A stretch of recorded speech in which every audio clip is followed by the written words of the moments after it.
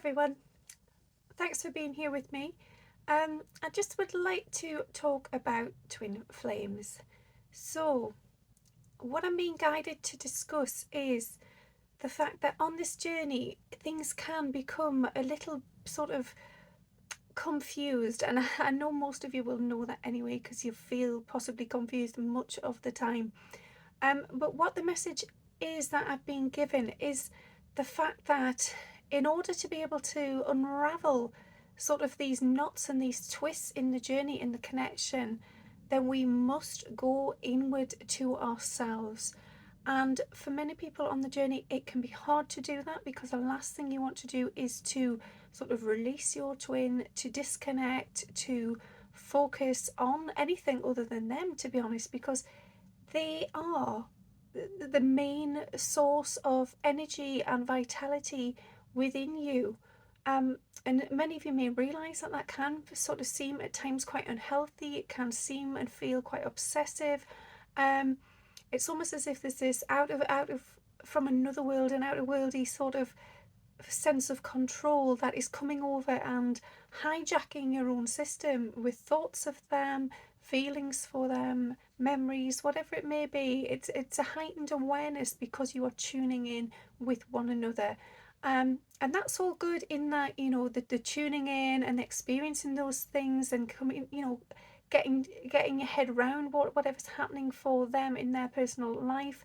Um, is good for the bond and the connection, but it can get out of hand. It can get to a point where it does become obsessive, and it becomes pointless as well, because in a way it's like you're putting all your eggs in one basket, you're putting all your focus on that person, and you're actually neglecting yourself.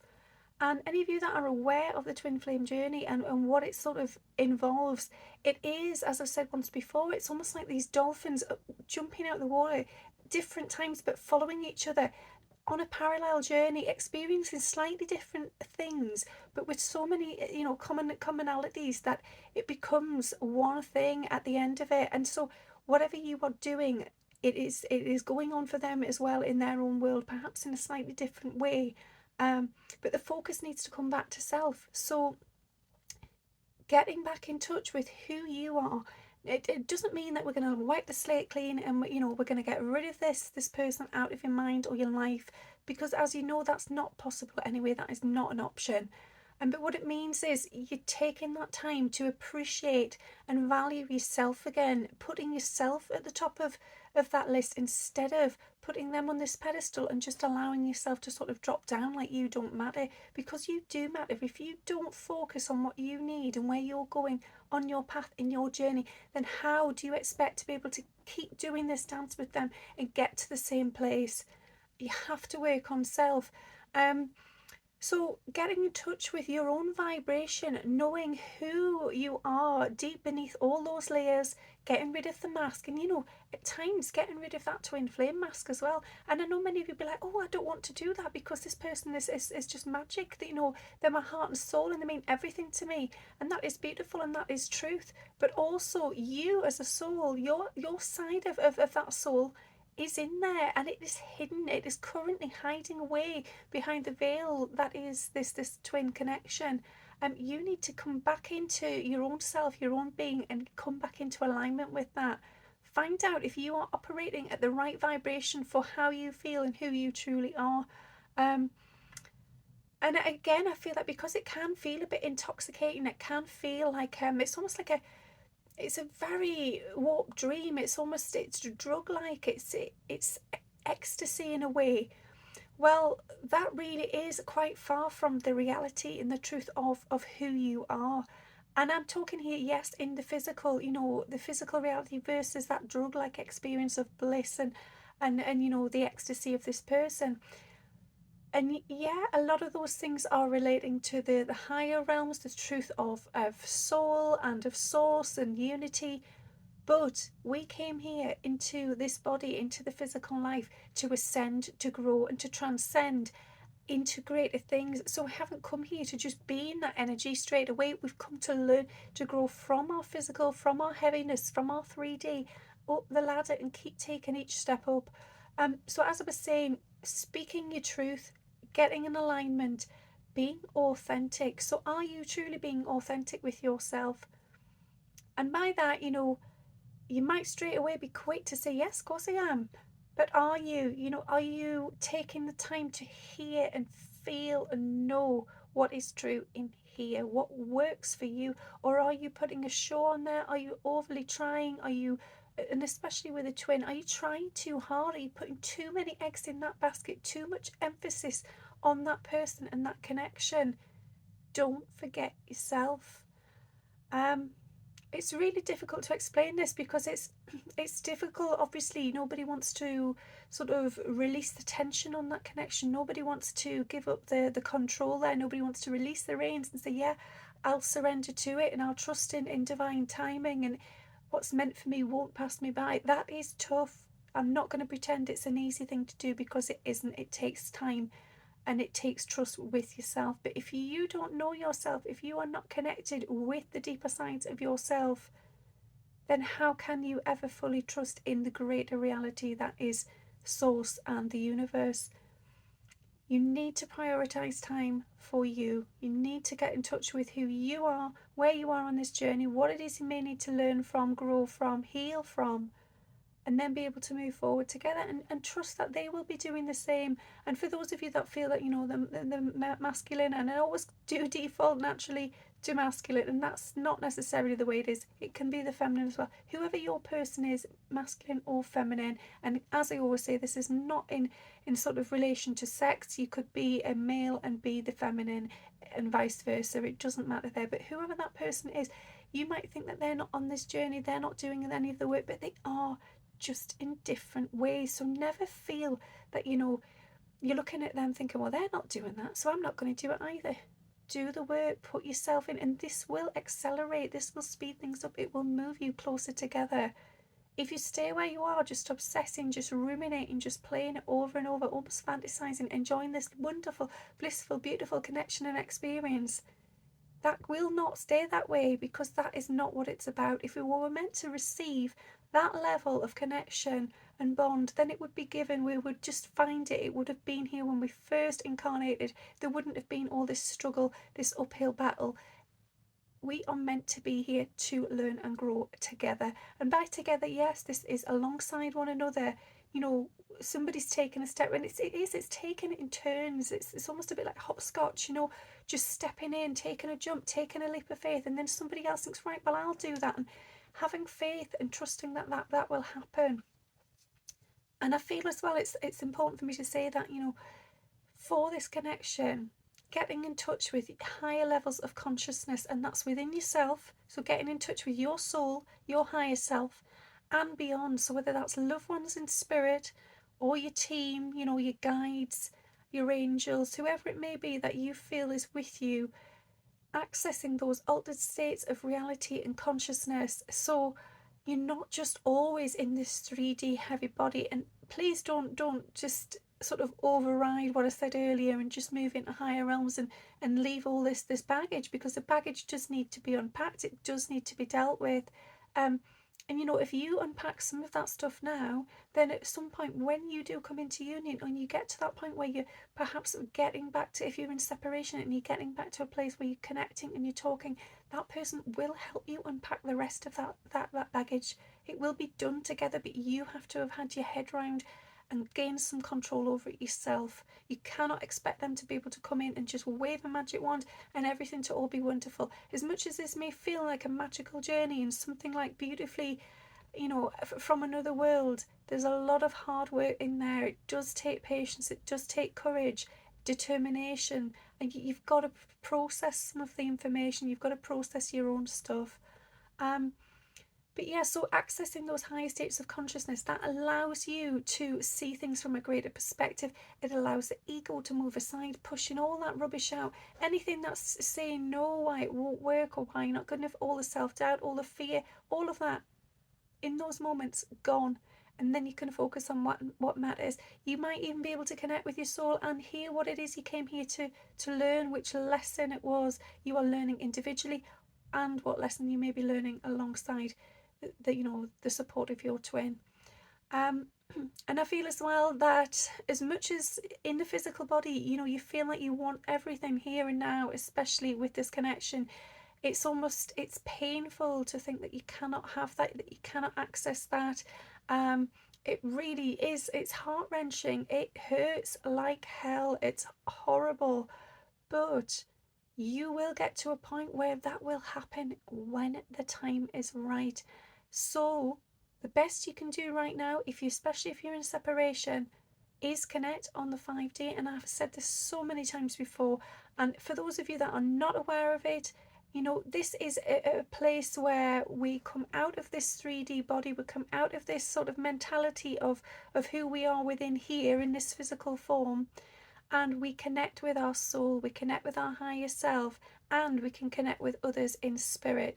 And so you get to a point in this, I mean, this can be like a telepathic thing, it can be a feeling, it can just be a knowing, it could even be dreams. It may unfold in different ways for different people, but engaging with that soul side of yourself will then allow you to engage with the souls of others, whether that's people that have passed over, that are loved ones, who've moved on, or whether it's people within this life here, and it's their souls, because everybody has a soul within their body.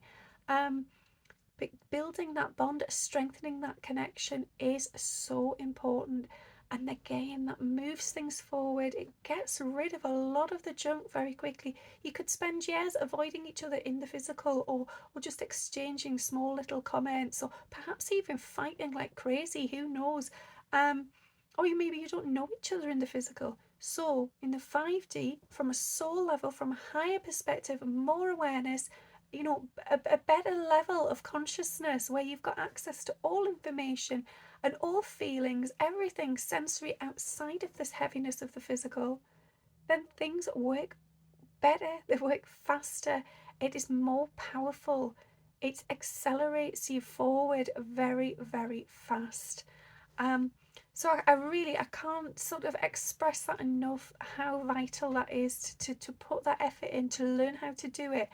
And as I've said before, have patience. These things do not come overnight, but you must know and trust and hear that it is real. So if you hear their voice, or just a voice, but you know intuitively that that is a message from them, or perhaps it's a song, pay attention. Be kind to yourself. Be kind to the person who is sending you that information. Sit with it. Allow it to sweep through your body, to feel what's going on there for you, and trust in it. And okay, it might take several times where ego is still there saying, "Oh, it's all rubbish, poo-poo it, it's nonsense." Eventually, the more you do it, the more you believe, and you just keep saying, give the ego give the ego an elbow and boot it out of the way. The more you do that, then eventually the ego doesn't stand a chance, because it realizes that the soul is stronger, and it will go off in a huff, tail in between the legs, out the way.